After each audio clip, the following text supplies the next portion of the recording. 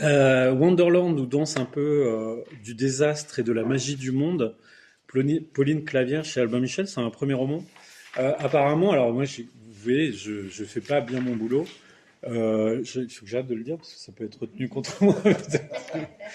Et donc, j'ai appris, ça c'est de la vraie pipolade, hein, que c'est la journaliste dans la clique de Mohamed Achour, blonde aux yeux bleus, qui fait les chroniques avec lui, qui le remplace parfois.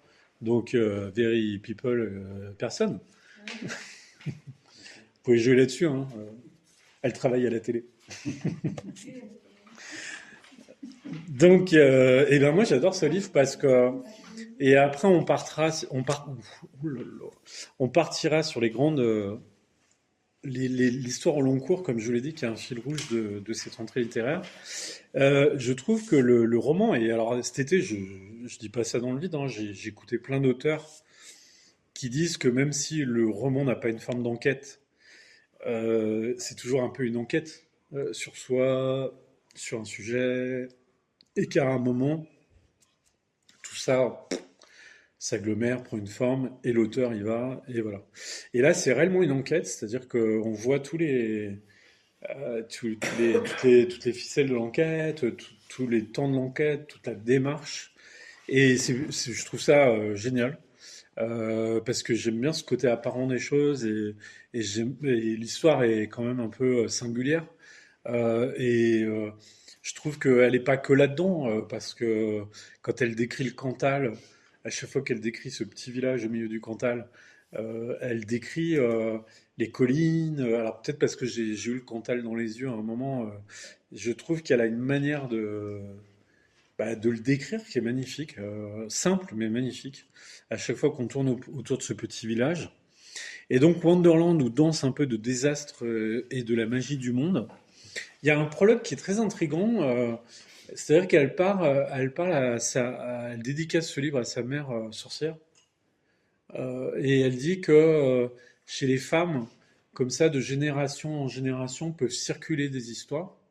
Donc on comprend que peut-être sa mère, en fait, a été noyée des siècles avant, et qu'en gros, elle traîne ce truc de sorcière avec elle, et que bah, sa mère, quand elle était jeune, tirait les tarots le soir, racontait des histoires à ses filles, était insomniaque autour de ça. Donc voilà un prologue un petit peu étonnant, où on nous parle finalement de traces, de choses invisibles à l'œil nu, quoi, j'ai envie de dire, mais qui se manifestent et qui parfois se réveillent à travers d'autres corps, d'autres gens.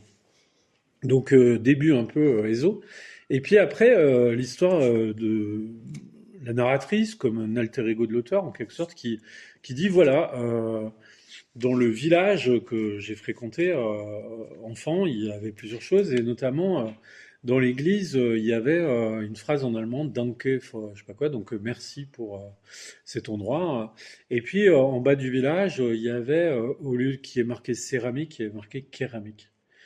Et donc, cette fille vient enquêter dans ce village du Cantal aujourd'hui pour savoir pourquoi, en fait, deux filles allemandes, hippies, sont arrivées ici un 14 juillet de bal populaire dans le village et se sont installées dans une grange en bas du village pour faire de la céramique ou en tout cas pour trouver un lieu refuge en quelque sorte, voilà, parce qu'elles étaient sur la route, elles fumaient des pétards et elles sont arrivées dans un village où tout le monde faisait un peu la fête et tout.